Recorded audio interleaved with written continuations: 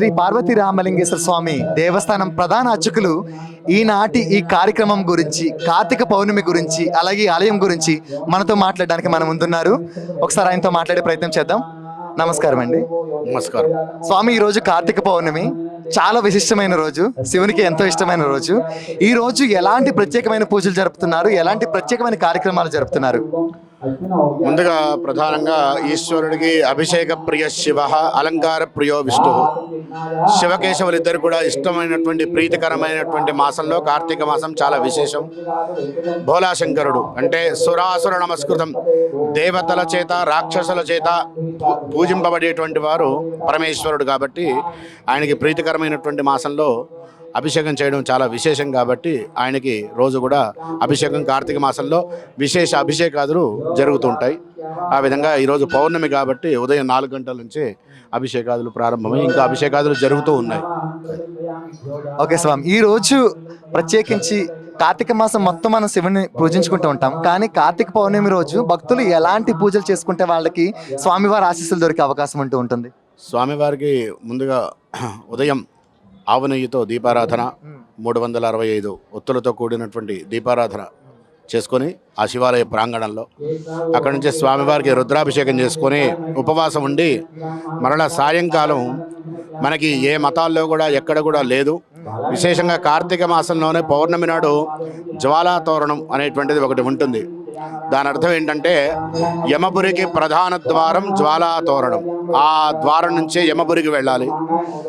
అందుకని ఈరోజు శివాలయంలో ఆ జ్వాలాతోరణం ఏర్పాటు చేసి ఆ మంటను వెలిగించి ఆ మంట కింద పరమేశ్వరుడితో కూడా అంటే పల్లకిలో స్వామివారితో కూడా 3 సార్లు అటు ఇటు ఆ జ్వాలాతోరణం కింద వెళ్ళి ఆ యమపురి యొక్క ద్వారం దగ్గర ఎటువంటి ఇబ్బంది కూడా ఉండకుండా పరమేశ్వరుడు అనుగ్రహం ఉండాలి. అంతేకాకుండా నా పాపాలన్నీ కూడా ఈ జ్వాలాతోరణంలో కాలిపోవాలని చెప్పి ఈశ్వరుడికి నమస్కారం చేసుకుంటాం. తర్వాత ఉపవాస దీక్ష ముగించి భోజనం చేసి ఆ పరమేశ్వరుడు యొక్క అనుగ్రహాన్ని పొందుతాం. అది పౌర్ణమి రోజు విశేషం. అలాగే స్వామి, ప్రత్యేకించి ఈ ఆలయం గురించి మాట్లాడుకుంటే కొంతమందికి తెలిసి ఉండకపోవచ్చు ఆలయం విశిష్టత కానీ విశేషాలు కానీ. అసలు ఈ ఆలయం ఎన్నాళ్ళ నుంచి ఉంది, అంటే ఎలాంటి ప్రత్యేకమైన విశేషాలు ఉన్నాయి ఆలయానికి సంబంధించి? మా పూర్వీకులు చెప్పడం మాత్రం ఇది 600 సంవత్సరాల పూర్వపు దేవాలయం అంటారు. అప్పుడు చిన్న దేవాలయం, మీరు దేవాలయం యొక్క కట్టుబడి చూసినా కూడా తెలుస్తుంది. స్వామివారు మాత్రం అతి పురాతనమైనటువంటి దేవాలయం, కానీ చాలాసార్లు దీన్ని పాడు చేసిన వాళ్ళు కూడా ఉన్నారు. దేవాలయం అంతా కూడా తర్వాత జీర్ణోద్ధరణ అంటే పునఃప్రతిష్ఠ చేసిన తర్వాత ఒక 10-12 సంవత్సరాలుగా ఒక పుష్కర కాలంగా ఈ దేవాలయం మంచి అభివృద్ధి పదంలో వెళ్తుంది. భక్తులందరికీ కూడా కొంగు బంగారంగా వచ్చిన వాళ్ళకి వాళ్ళ కోరికలు స్వామివారి యొక్క అనుగ్రహం వల్ల కలుగుతూ భక్తులు రోజు రోజు కూడా రావడం, అదేవిధంగా దేవాలయం కూడా అభివృద్ధి పదంలో ముందుకు వెళ్తూ ఉంది. మా దేవాలయం యొక్క అధ్యక్షుల వారు కూడా వారే, నరేందర్ రెడ్డి స్వామి వారే మాకు దేవాలయ అధ్యక్షులు. వారి యొక్క సహకారంతో ఈ దేవాలయాన్ని అభివృద్ధి పదంలో నడిపిస్తుంది. ఓకే స్వామి, ఇప్పుడు కొంతమంది మనకి మామూలుగా ఆలయానికి రాలేని పరిస్థితుల్లో కొంతమంది ఉంటారు. వాళ్ళు ప్రత్యేకమైన ఎలాంటి రోజుల్లో, మహాశివరాత్రికి కావచ్చు, లేదంటే కార్తీక పౌర్ణమి సమయాల్లో కావచ్చు, వాళ్ళు ఇంటి దగ్గర నుండి పూజ చేసుకోవాలన్నా, లేదంటే శివాశిస్సులు కావాలన్నా, శివాజ్ఞ కావాలన్నా ఎలాంటి పూజలు చేసుకుంటే వాళ్ళకి బాగుంటుంది అనుకుంటున్నారు? దేవాలయానికి వస్తేనే స్వామివారి యొక్క అనుగ్రహం కలుగుతుందనే మాట అబద్ధం. సర్వాంతర్యామి పరమేశ్వరుడు. మనం గృహంలో కూర్చొని తులసి మొక్క దగ్గర ఒక ఉసిరిక కొమ్మ పెట్టుకొని అక్కడ దీపారాధన చేసుకొని ఇంట్లో శివలింగానికి అభిషేకం చేసుకున్నా చాలు. శివనామస్మరణ చేసినంత మాత్రం చేత మన పాపాలను పంచాక్షరి, అదే ఓం నమః శివాయ. కాబట్టి దేవాలయానికే రావాలి, ఇక్కడే చెయ్యాలనే మాట ఏమీ లేదు. ఇంట్లో చేసుకున్న తర్వాతనే బయటికి రావాలి. ఇంట్లో అంతా పాచిళ్ళు పెట్టుకొని నేను దేవాలయానికి వెళ్ళొచ్చా అంటే కాదు.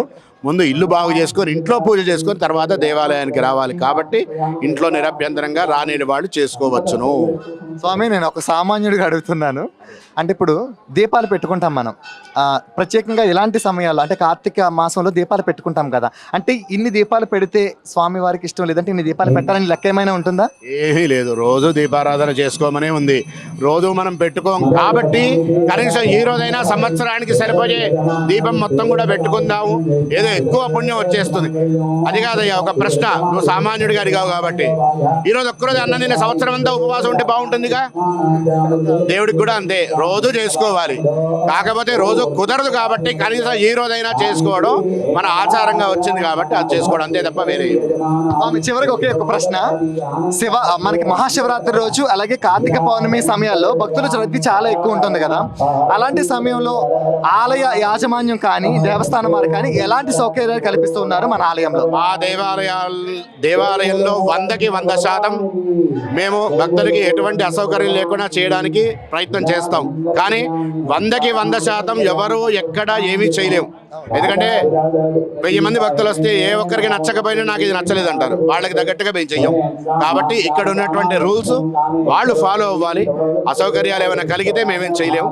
కానీ ఎవ్వరికీ అసౌకర్యం జరగకుండా ఉండడానికే సాయి శక్తుల ప్రయత్నం చేస్తున్నాం. అందరి చేత కూడా అలాగే అనిపించుకుంటున్నాం. మీరు వచ్చారు, మీరే చూస్తున్నారు, ఎవరికైతే అసౌకర్యం కలగటం లేదు. అదేవిధంగా మా యాజమాన్యం కూడా మేము ఏది చేసినా సరే మాకు సహకరిస్తారు. మామూలుగా ఎంతమంది భక్తులు వచ్చే అవకాశం ఉంటుంది స్వామి కార్తీక మాసంలో? పొద్దున్న నుంచి మాత్రం 4 నుంచి అభిషేకాలు జరుగుతూనే ఉన్నాయి. ఇప్పుడు 8వ అభిషేకం జరుగుతుంది. సాయంత్రం మాత్రం ఈజీగా 8-9 వేల మంది జనం అయితే ఈజీగా ఉంటారు. సాయంత్రం బాగా ఉంటారు. ఆ విధంగా ఉంటుంది.